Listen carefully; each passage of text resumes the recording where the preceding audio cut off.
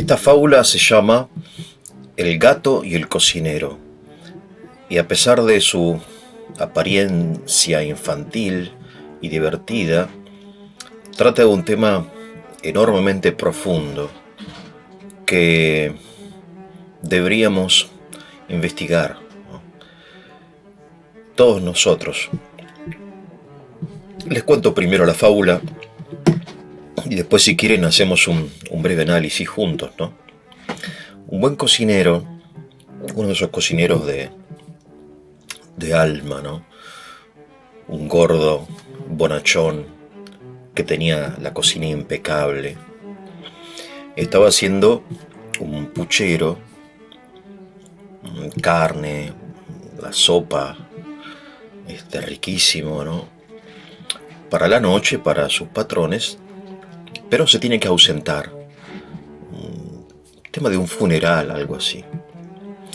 Entonces, él tenía un ayudante, que es el gato, ¿no? Vasca. Que, bueno, nada, no era un ayudante, era un compañero, pero se comportaba bien. No era un mal gato, ¿no? Y su tarea era muy sencilla: ahuyentar las lauchas, los ratoncitos, ¿no? Que en cualquier casa, sobre todo en aquella época, dan sus vueltas por la cocina, ¿no? A ver si encuentran algo. Se va el cocinero y cuando vuelve encuentra la cocina hecha un desastre y a Vasca tirado en el piso con la panza hinchada de tanto comer y con la olla, con el puchero y con el cucharón, ¿no? Iba a comer hasta reventar, ¿no? Y entonces el buen cocinero empieza a sermonearlo.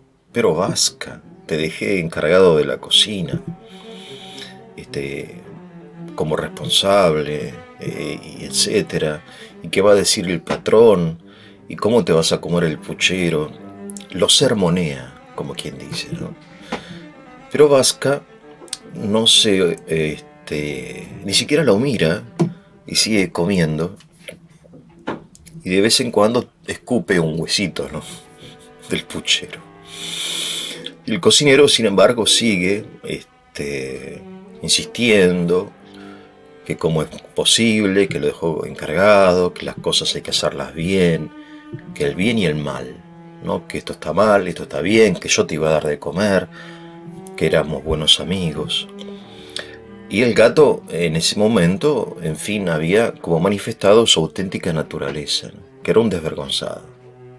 O sea, el tema de la fábula es el diálogo imposible entre una persona que vive en la dimensión moral del bien y del mal, en este caso del cocinero, y una persona que vive sin vergüenza en la dimensión de lo útil y lo inútil, de lo agradable, de lo conveniente o no conveniente, ¿no? Es decir que, por un lado tenemos una persona suave y correcta, y por otro lado tenemos un desvergonzado, ¿no? Y la persona suave ignora que no se puede sermonear ni se debe sermonear a un desvergonzado, porque los sermones no influyen en personas que han perdido la vergüenza, ¿no? Como dice el Martín Fierro, ¿no? En algún lugar, José Hernández, no cito literalmente, dice que hay muchas cosas que los hombres podemos perder, pero que después, bueno, se vuelven a encontrar. Pero bueno, que cuando se pierde la vergüenza, no se vuelve a encontrar.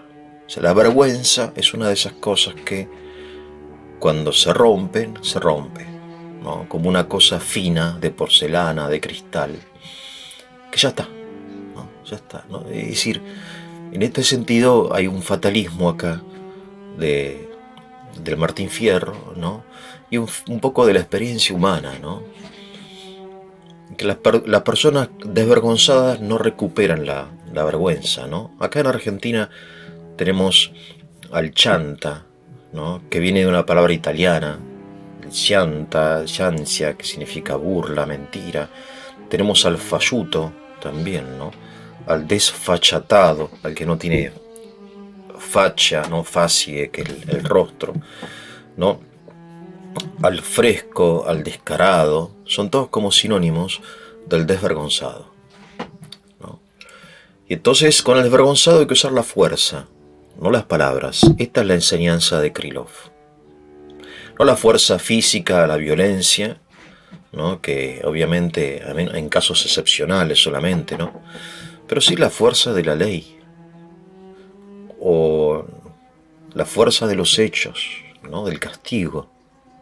Es decir, cuando los padres se enfrentan a sus hijos desvergonzados, ¿no? Y los sermonean, los chicos se ríen. Lo digo por experiencia propia, ¿no? Bueno, sí, perdoname, llegué tarde, no me di cuenta, pero en el fondo no te importa. Vos sabés que no va a haber consecuencias. Y entonces soportás el sermón sabiendo que, en fin, entra por una oreja y sale por la otra, ¿no? Porque sos un desvergonzado. En cambio, si papá te dice, bueno, el próximo fin de semana no salís, o no te doy el dinero de la semanalidad, o no te pago el celular, entonces, sí, no se puede sermonear a un desvergonzado, ¿no? Y todos un poco somos un poco desvergonzados, ¿no? Es interesante esto, y quisiera remitirme al contexto histórico de Krylov, que me parece muy importante, ¿no? Estamos en el año 1812 y reina en Rusia un zar, Alejandro I, que es un hombre suave. Napoleón cruza las fronteras del Imperio ruso y se dirige a Moscú. Y entonces Alejandro I le manda una carta a Napoleón diciéndole que por favor evitemos el derramamiento de sangre, que tiene que haber una forma de evitar la guerra, evitar la destrucción, ¿no? Lo sermonea Alejandro I a Napoleón, sin darse cuenta, al menos en la opinión de Krylov, que Napoleón es un hombre desvergonzado, que el derramamiento de sangre, la muerte de sus soldados o de los soldados rusos, la destrucción del país no le importa. No es un hombre que viva en la dimensión moral del bien y del mal, sino que es un pragmático. Vive en otra dimensión, y con los pragmáticos, lamentablemente, hay que enfrentarse, ¿no? Y si vienen con la fuerza, hay que enfrentarse con la fuerza. No puedes sermonear, ¿no? Cuando las invasiones inglesas, Liniers no se puso a sermonear a los ingleses. No se puede. No es que uno no quiera, no se puede, ¿no? Hay un límite para las palabras. Y hay que conocerlo, ¿no? Un caso también similar, creo, año 39, hay una conferencia, porque Alemania ha invadido Checoslovaquia, ¿no? Y entonces se reúnen las grandes potencias, Alemania, qué sé yo, y va el primer ministro del Reino Unido, Chamberlain, y después de esta conferencia tiene una reunión privada con Hitler, donde Hitler le promete por escrito que se quede tranquilo, el Reino Unido, que nunca Alemania va a ser enemiga del Reino Unido, ¿no? Entonces Chamberlain vuelve a Londres y está la foto de él, ¿no? Agitando el papelito.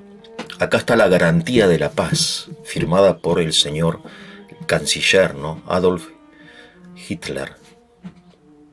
Claro, era un desvergonzado. ¿Qué le importa? ¿No? ¿Qué le importa? Ganaba tiempo Hitler.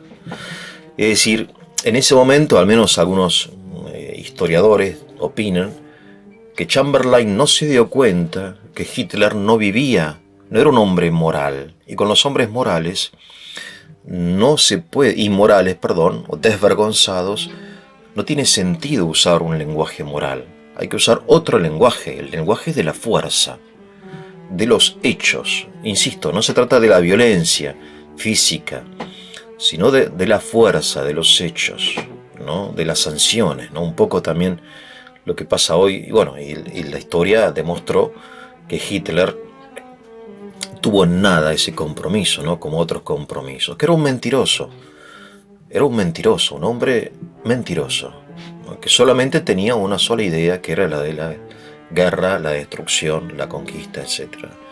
Un poco esto se plantea hoy también con Putin, ¿no? Que intentan convencerlo, qué sé yo, sin darse cuenta que, no siendo Hitler, tiene rasgos pronunciadamente, obviamente muy pronunciados, totalitarios, ¿no?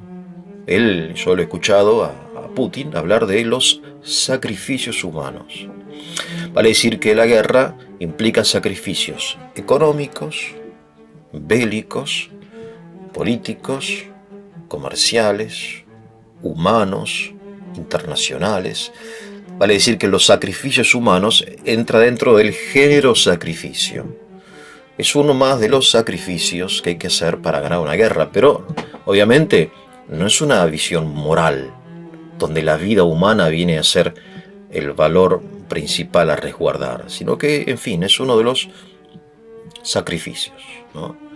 Bien, entonces lo tenemos ahí, esta imagen, porque en esta fábula no hay digamos, un argumento, un desarrollo, sino que hay una imagen que vale la pena recordar, la de este cocinero sermoneando al gato, y al gato riéndose de este sermón y escupiendo los huesitos del puchero.